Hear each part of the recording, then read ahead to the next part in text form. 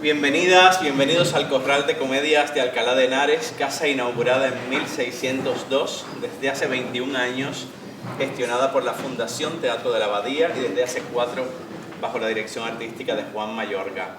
Qué gran alegría recibir en este teatro que a lo largo de más de 400 años ha estado recibiendo a grandes autores, directores, intérpretes, diseñadores, al querido Sergio Blanco, una de las voces más influyentes y admiradas de la escena contemporánea en nuestra lengua y más allá de nuestra lengua. Es la segunda vez, Sergio, que tenemos el privilegio de tenerte en este escenario como director, autor e intérprete de un espectáculo.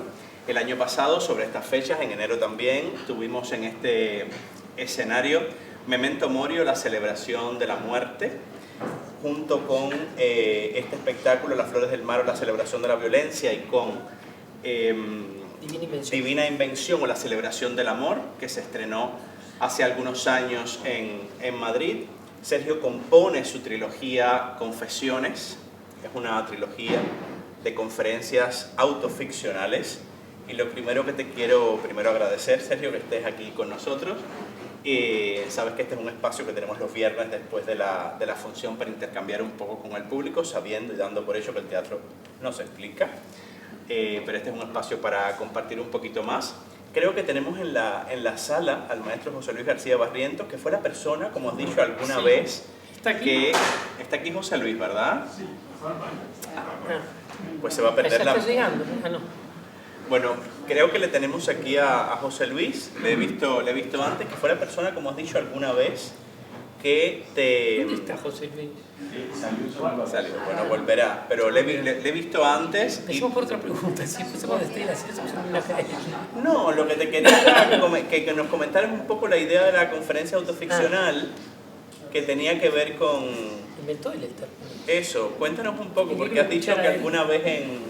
Sí, bueno, muchas gracias por quedaros. Siempre es como muy difícil tomar la palabra después de... Porque además yo no soy actor, entonces no tengo absolutamente ninguna técnica y entonces no sé manejar eso que tienen los actores, que son capaces en un segundo de cambiar y de salir. Me queda todavía rondando el estado ese en el que trato de leer el texto. En Islas Canarias, en Tenerife, un espectador me decía una cosa muy interesante, escuchando la anterior, Memento Mori, me decía: uno tiene la impresión que está viendo un autor, y esto tú lo vas a entender muy bien, que está leyendo sus últimas correcciones antes de mandarlas a la imprenta. Y ese comentario que me hicieron me gustó mucho, porque, y de eso tú sabes mucho, Abel es uno de mis correctores, mi corrector además, permanente, uno de los primeros en leer mis obras y quien las corrige, que ese estado es muy frágil, ese estado en que uno está corrigiendo su texto antes de que entre a una imprenta. Entonces el estado les agradezco de haberse quedado, y es posible que no tenga mucha lucidez en la toma de palabra. Pero sí, es un término que, como bien dijiste tú, surgió conversando con el maestro García Barrientos, que nos honra con su presencia. Cuando lo vi entrar, porque uno parece que está allí como leyendo, pero yo estoy mirando cada uno que entra y dónde está sentado cada uno. Sé que está Luciano Cáceres por ahí también, sé que está el maestro Carlos Celdrán. Uno, bueno, va viendo, y cuando sentí que él entró, es para mí que entre el primero y antes que nada mi maestro, un hombre sabio, estudioso como pocos hay del teatro en Europa y en América Latina, y yo estaba trabajando en estas conferencias y estábamos juntos, habíamos compartido juntos en México una estadía, y estábamos juntos con el maestro José Luis García Barrientos conversando de esto, en una playa hermosa, al borde de una piscina, y él es muy pudoroso, no le gusta que yo hable de él, pero voy a hablar igual. Y yo le decía: maestro, ¿cómo hago para nombrar ese ensayo? Y me decía: no, ensayo no, porque el ensayo ya está muy ligado a Montaigne, no son exactamente ensayos escénicos. Y entonces él me dijo una cosa hermosa, yo quería la palabra conferencia, y me dijo: pero ¿por qué no utilizar autoficcional, que es una palabra que está tan ligada a tu escritura, a tu poética, a tu búsqueda? Y fue él quien bautizó conferencia autoficcional. Y yo me acuerdo que quedé muy impactado, y voy a contar otra cosa que sé que también no me va a molestar, pero me impactó porque estábamos allí los dos. Yo tuve la suerte de estar en Mazatlán 5 días solo con él. Imagínate el placer de poder estar conversando todos los días del teatro, de la vida, de filosofía, de literatura, de arte, y de pronto aquel ser que yo siempre conozco en las academias, en las universidades, en los claustros, en los teatros, lo veo quitarse su bata, tirarse a la piscina y nadar como pocas veces vi nadar a alguien, de forma extraordinaria, como un nadador profesional. Yo lo miraba y no me coincidía la imagen de esa sabiduría, de ese conocimiento, de ese saber, y un hombre que uno puede llamar a cualquier hora para hacer una pregunta sobre qué era lo que había dicho exactamente Lucrecio en el tratado, en fin, y yo veía aquel ser que nadaba de forma absolutamente aristotélica, con una precisión, con un rigor, con una forma de ver. Fue algo que me impactó mucho. Así que en ese momento surgió este término así de conferencia autoficcional, en donde yo trato de mezclar esos dos registros, el de la conferencia, que es un registro que conozco mucho, que conocemos mucho, hemos dictado incluso conferencias juntos, por mi vida académica, universitaria, en el cual estoy todo el tiempo dictando conferencias. Me gustaba esa idea, interceptarla con el discurso autoficcional, y donde allí se mezclan dos formas discursivas antagónicas, ¿no? Porque la conferencia tiene que tener un cierto rigor, se le imponen máximas de claridad y de precisión, es un cierto procedimiento de claridad donde uno tiene que tratar de demostrar algo, uno apunta a aspectos objetivos, lo más claro posible, lo más neutros, uno tiene una forma de hablar, una manera de hablar, una forma de vestirse, de moverse, y el discurso autoficcional es todo lo opuesto, es un discurso exagerado, mentiroso, apoyado en lo privado, en lo íntimo, en vivencias personales, verdaderas o no. Entonces me interesaba la colisión de esos dos discursos que van de alguna manera produciendo ese híbrido que es la conferencia autoficcional, donde se mezcla lo público y lo privado, lo íntimo y lo objetivo, y surge ese híbrido que a mí me gusta mucho. Elsa Morante hablaba de la belleza del centauro, que no es ni una cosa ni la otra, y que es las dos al mismo tiempo. Y para mí las conferencias autoficcionales, al menos en lo que yo busco, es juntar esos dos registros. Sergio, fue en México también, donde hace varios años ya vi por primera vez este espectáculo, que he tenido la suerte de ver en distintos festivales, en distintos países.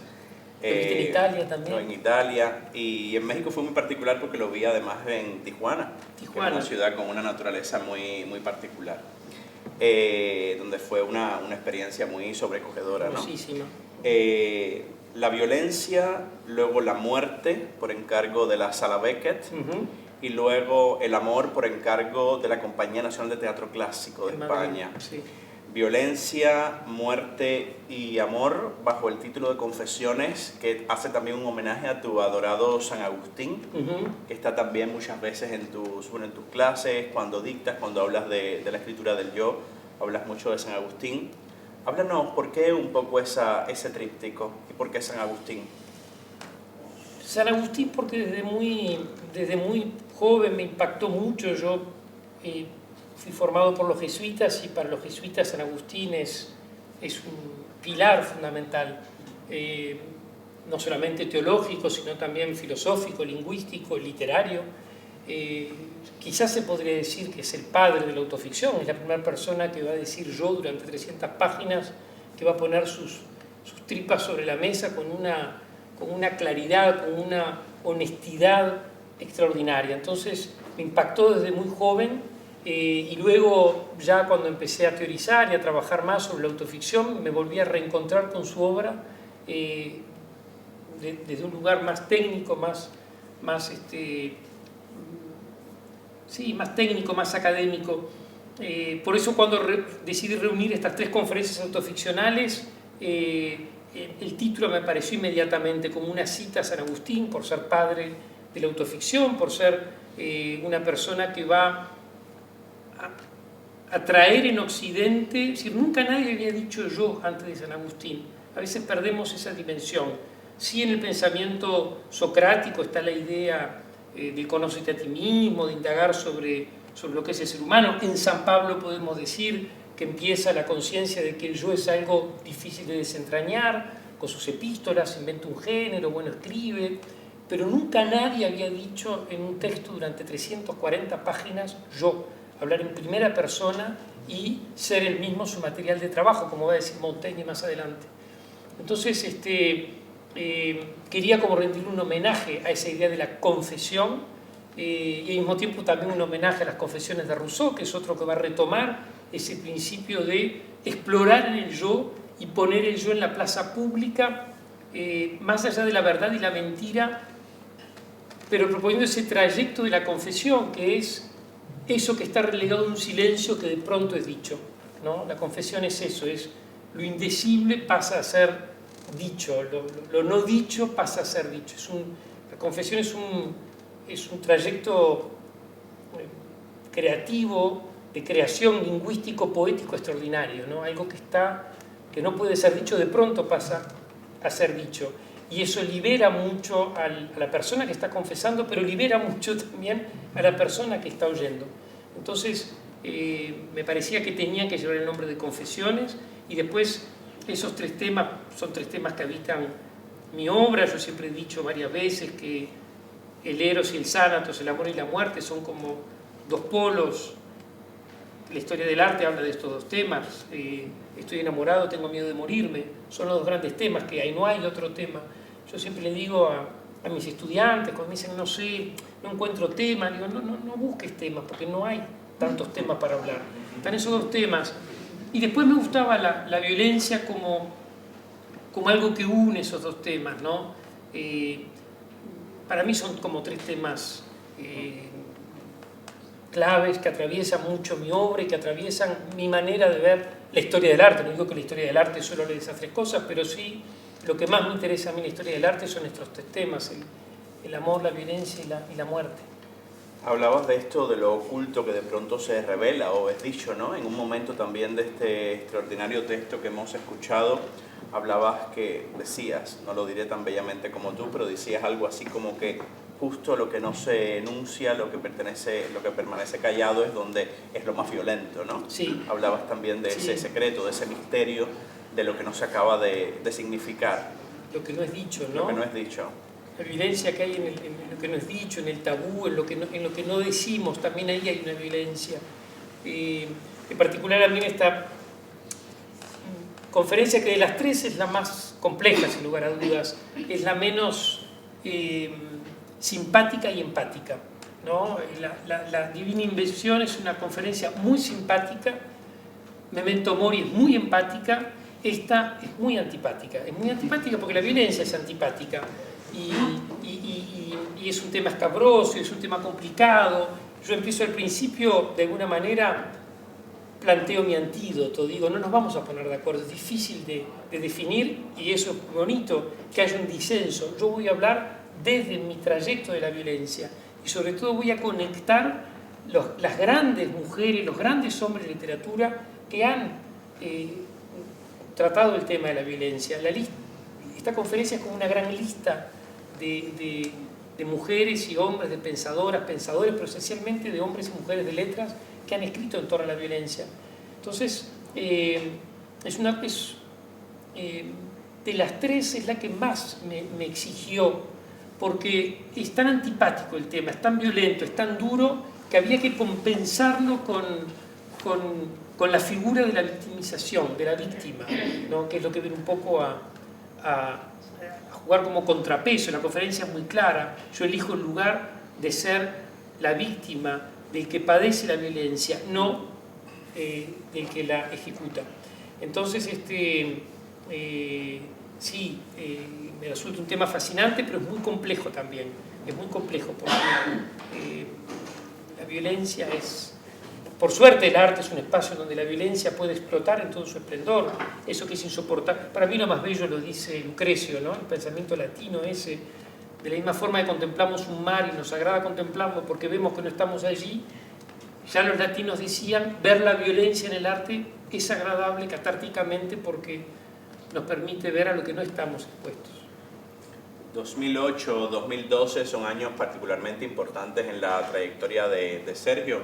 Marcan la escritura de dos textos emblemáticos suyos que son Cassandra y Tebasland, que de alguna forma abren el camino de la autoficción, pero Sergio también es un autor que antes de esa fecha tiene extraordinarios textos desde finales de los años 90 y toda la primera década de los 2000, uno de los cuales es Kiev, que ha mencionado aquí, donde... ¿Que tú dirigiste en Chicago? Eso es, que eso no lo quería comentar, pero eso sí. Pero que también están atravesadas, son obras que verdaderamente desde muy joven Sergio, estos temas atraviesan todo su teatro y toda su manera de ver el mundo, siendo como es Sergio una persona que parece en principio tan poco violenta, ¿no? Es algo muy interesante de su personalidad también, Sergio, ¿no? Cómo te metes en todos estos mundos y luego eres una persona tan cercana y tan empática. Sobre Memento Mori, que tuvimos el año pasado aquí, a nivel visual era un espectáculo que se acompañaba de una serie de 30 fotografías de Matilde Campodónico, es decir, cada una de las escenas tenía una imagen. Sin embargo, en esta obra escoges el cuadro de Rembrandt, Sansón cegado por los filisteos, y lo que hace Miguel Grompone, lo que propones en el trabajo con Miguel Grompone, que es el videógrafo, extraordinario videógrafo uruguayo, con el que Sergio trabajó hace muchos años, es ir al detalle, ¿no? Entrar a trabajar centrarnos en un cuadro verdaderamente violento y extraordinariamente bello también, como hemos visto, y hacer distintos tipos de evoluciones, a veces por contraste, a veces por repetición, a veces por añadidura. Bueno, cuéntanos un poco la elección pictórica de toda la posibilidad que hubiera tenido este texto. Sí, es un poco lo que cuenta la propia, dentro de todas las mentiras que hay en el texto. Hay muchas mentiras, la mayoría son mentiras, todo texto es una mentira, pero hay un momento que me gusta mucho, es cuando yo decido responder a la periodista, yo no el personaje, decido responder a la periodista ni la verdad ni la mentira, sino lo que mejor se va organizando en la escritura, que para mí esa es, desde hace un tiempo, cuando empiezo dando clases de escritura, empiezo leyéndoles ese fragmento a mis estudiantes. No importa si es verdad o es mentira, es lo que mejor se organiza allí. Y eso es la literatura para mí. Entonces, dentro de todas las mentiras o verdades, o poco importa que se va organizando, sí es cierto que yo, muy joven, cuando descubro esa pintura en Frankfurt, quedo muy impactado con lo que es esa pintura, porque es profundamente violenta y al mismo tiempo es hermosa. Es una de las primeras veces, yo era muy joven, tenía 18 años, 19, en que se daba en mí ese cortocircuito de decir cómo algo tan terrible me gusta. Y tengo el recuerdo que yo me iba de la sala y volvía permanentemente a esa sala. Y volvía, era como cuando uno le duele la muela, que todo el tiempo va a buscar el dolor para ver si el dolor está ahí. Y me inquietó mucho eso. Entonces, me acompaña siempre ese episodio que fundó algo en mí. Con 19 años me daba cuenta que ese horror contenía también una cierta belleza y que me llevaba y que yo iba hacia allí. Entonces, cuando llegó la hora, cuando la Feria Internacional de Buenos Aires me propone abrir la feria, el Salón del Libro, que ese año estaba dedicado a la violencia, con una conferencia que hablara de literatura y violencia, me pareció que el soporte visual tenía que ser esa pintura de Sansón cegado por los filisteos, y lo que le pedía a Miguel en cada proyecto, yo le pedí una cosa distinta. En Divina Invención es Philippe Kochlev, que hace un trabajo sobre la pintura de aquí en cabina también. En cabina, que él hace un trabajo sobre, allí está, hace un trabajo sobre Bacon, y allí yo le había pedido que el trabajo fuera deslizarse de forma, Bacon que es tan violento, que fuera deslizarse. Yo le decía casi, tú decís una cosa hermosa en el prólogo que escribiste, de cómo el paisaje del amor, cómo lo va recorriendo. Yo acá le pedía a Miguel que había que lacerar ese cuadro, que había como que desestructurarlo y moverlo como una especie de Tetris, donde está la idea del detalle, pero donde nunca se ve en su totalidad el cuadro, ¿no? Y ver es realmente hermoso, es algo impresionante. Entonces ahí trabajamos con Miguel, increíblemente fue muy rápido todo, y después Miguel obviamente tiene esa capacidad, como tiene Filipe, como tienen los colaboradores con quienes yo trabajo, son capaces de traducir lo que uno propone en esa belleza. Es un soporte hermosísimo y a mí me ayuda mucho tener ese soporte atrás. Un espectáculo maravilloso de Sergio Blanco que se estrenó en Madrid. Tuvimos el privilegio de que se estrenara en el Teatro de la Abadía, el Bramido de Düsseldorf. Sí, es cierto. Hace ya 8 años, en el marco del Festival de Otoño. En espectáculos como esos, Sergio, despliegas también, no solo como dramaturgo, sino como director de actrices e intérpretes extraordinarios. Tienes un gran ojo para escoger a tus intérpretes, pero les diriges muy bien también. Y es verdad que cuando llega Hostia, el momento de hacer Hostia, que es una obra escrita la escribe Sergio para su hermana Roxana Blanco, gran actriz de la Comedia Nacional de Uruguay, y para él mismo, y por indicación expresa del texto, solo la pueden representar ellos. Cuando llegue ese momento, estás en escena, vas a estar en escena además de una forma que luego has seguido desarrollando, que vas a estar en escena con una interpretación donde, como alguna vez he comentado contigo, huyes del afán memorístico, que es una cuestión grande de la interpretación, ¿no? Tiene la interpretación que trabajar. La memoria es un mecanismo importante para la actuación, no lo es, se puede interpretar desde otros lugares que no sean la memoria del texto aprendido. Sí, yo al no ser actor, no tener ninguna formación actoral, pero sí he pasado 35 años de mi vida, paso mirando todos los días actores, actrices delante de mí, pero no tengo ninguna formación actoral, le tengo pánico a la cuestión mnemotécnica. No sería incapaz. Y me gusta el acto de leer, la lectio, que es algo que viene mucho con los latinos, en oposición a los griegos. Los latinos leían en lugares como estos, ¿no? Leían, por ejemplo, Virgilio leía la Eneida. Me gusta la idea de leer, es más latina que griega. Si bien yo soy más griego, ahí en eso soy más latino. Me gusta esa idea de leer y de ver a alguien leyendo. Me parece que es algo bonito y que también lleva toda una no es leer de cualquier manera, tampoco es teatro leído, tampoco es lectura dramatizada. Estamos de vuelta como en un híbrido.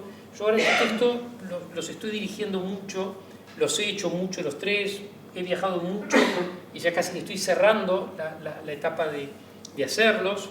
Y ahora sí yo estoy dirigiendo mucho a otras personas. Esta, por ejemplo, yo solo autorizo que la hagan mujeres.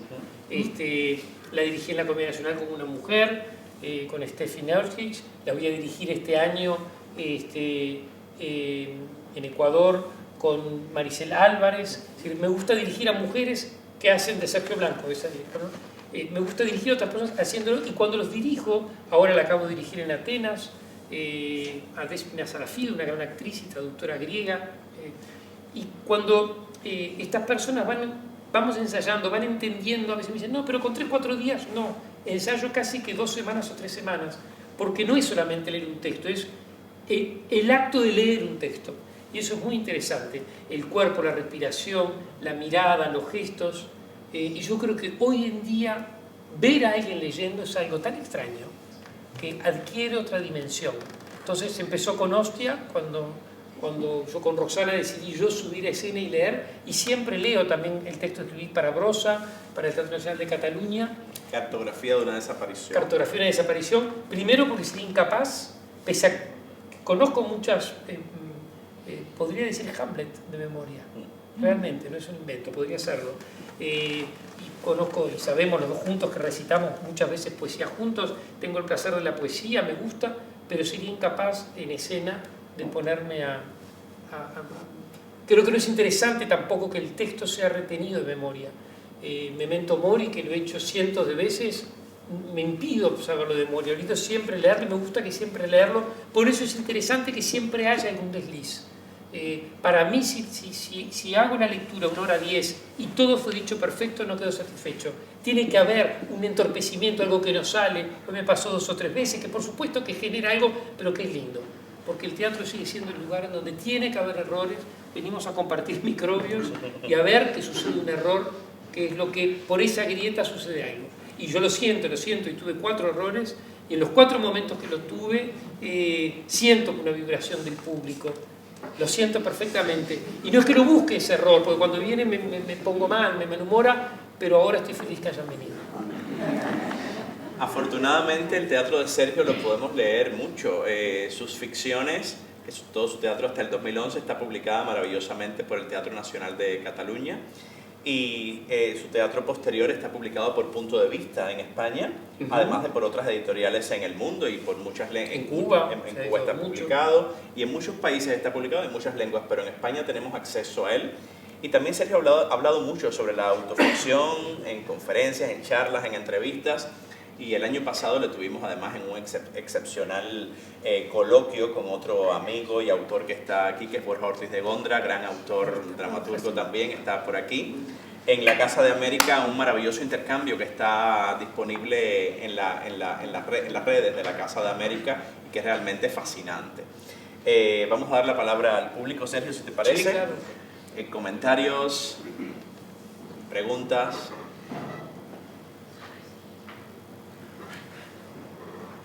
Carlos Saldrán, sí. No, solamente que, bueno, felicitar. La película como siempre brillante. Pero una cosa que se desprende de tu espectáculo es algo muy político también, que lo dices en el espectáculo. Algo casi programático, de defender el lugar del arte ante cualquier amenaza moral o restrictiva. Y quería preguntarte cómo ves la visión del arte en el futuro. ¿Cómo verías al Marqués de Sade hoy? ¿Sería posible un Marqués de Sade hoy? Uy, más que nunca. Es imprescindible, necesario. Sí, yo creo que cuanto más irresponsables son los políticos, mejor es para el arte. El arte siempre floreció en momentos de responsabilidad política. Y estamos viviendo un mundo de grandes irresponsables políticos, ¿no? Nunca el mundo, cada uno vive el mundo, es la contemporánea que le toca vivir. Y preguntarle a Príamo, ¿cómo era tu mundo, Príamo? Te iba a decir, ay, nunca vivió el mundo en una época tan espantoso. Cada uno vive su tiempo. Pero si uno mira con perspectiva la historia, pocas veces el mundo estuvo en manos de personas tan irresponsables. Donald Trump, Putin, Netanyahu, Maduro, Milei, la lista podría ser ahora que está en Chile. Es terrible la lista. Esta mujer que han puesto ahora en Venezuela, es todo terrible. Nunca el mundo estuvo en manos de tantas personas irresponsables. Y lo que está pasando en este momento en Teherán, 3.600 personas asesinadas en pocos días, en fin. Nosotros no estamos preparados, no sabemos pelear, no tenemos armas, solo tenemos palabras. Tenemos que amanerarnos. Nuestra pelea está en la belleza, en el amaneramiento, en ser centauros, en lo híbrido. Yo le veo un gran futuro al arte. Más inteligencia artificial, más vivir el arte. Más el mundo está en manos de estos carniceros, de estas bestias, que es un horror. Más el arte nos permite en estos espacios en donde nosotros tratamos, no sé ni si de comprender eso. Yo no creo que el arte esté para comprender el mundo. Para comprender el mundo está la ciencia, la academia, la física, la química. Yo siempre he dicho que el teatro no es ni un telescopio para ver los astros, ni un microscopio para ver la microvida, sino que es un caleidoscopio. No nos interesa ni la microvida ni los astros. Nos interesa jugar, especular con el movimiento, con los colores. Entonces, a tu pregunta, Carlos, te daré un abrazo ahora, que todavía no te lo he podido dar, de la maravillosa puesta en escena que hiciste en Miami, de Cassandra, y que fui a ver hace 2 meses. Hay 37 puestas en escenas de Cassandra, vi 26. y solo una me hizo llorar, que fue la tuya. Porque el momento en que esta actriz maravillosa grita "algún día volveré a Troya",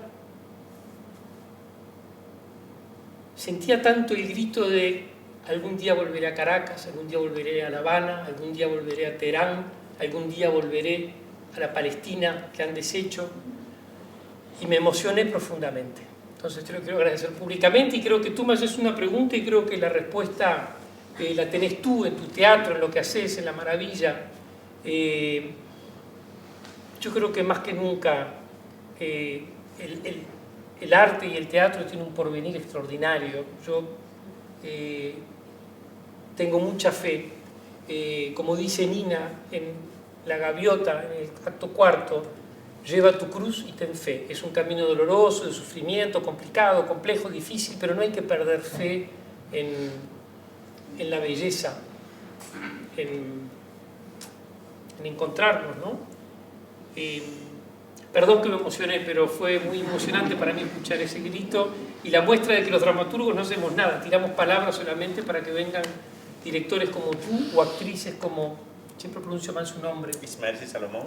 Ismersi Salomón, Ismersi, ¿verdad? Ismersi o Ismersi Salomón, que pueden hacer esa maravilla. Y creo que no solamente yo me emocioné en esa función, porque era una función donde había un público muy particular, entonces creo que está ahí, el teatro nos permite poder gritar "algún día voy a volver a Troya".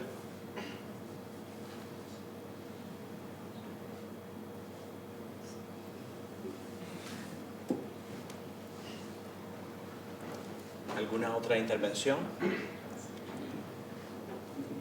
Bueno, mañana nuevamente sobre este escenario, 4 veces centenario, sí, tendremos a Sergio Blanco con Las Flores del Mal, o la celebración de la violencia. Qué placer, Sergio, recibirte siempre, conversar contigo y ver la sala llena de público para escucharte y para acompañarte. Y algo muy lindo que ahora veo a Chachi, que un día que hablamos de la lectura íbamos en un tren de Cádiz a Madrid y veníamos hablando con Mercedes, siempre hablamos de todo, podemos hablar de todo. Estoy seguro que yo hablo más cosas con ella de las que hablas vos. Y estábamos hablando de pornografía y erotismo, no sé si se acuerdan, y en un momento Chachi me dijo: mira, aquello es erótico, y era un chico que estaba leyendo. Y creo que quizás a veces los gérmenes están en el nacimiento, el génesis está en los gérmenes, el génesis está en el lapsus. Génesis está donde uno menos lo espera. Ahora que estoy viendo a Chachi, que estoy pensando en todo esto, no sé si no fue ahí que nació, porque eso fue antes de Hostia, mi deseo de mostrar en escena la lectura, porque como me enseñó Chachi, en efecto, el acto de leer y de ver a alguien leer es muy erótico. Gracias, Chachi. Qué bonito. Muchas gracias, Sergio.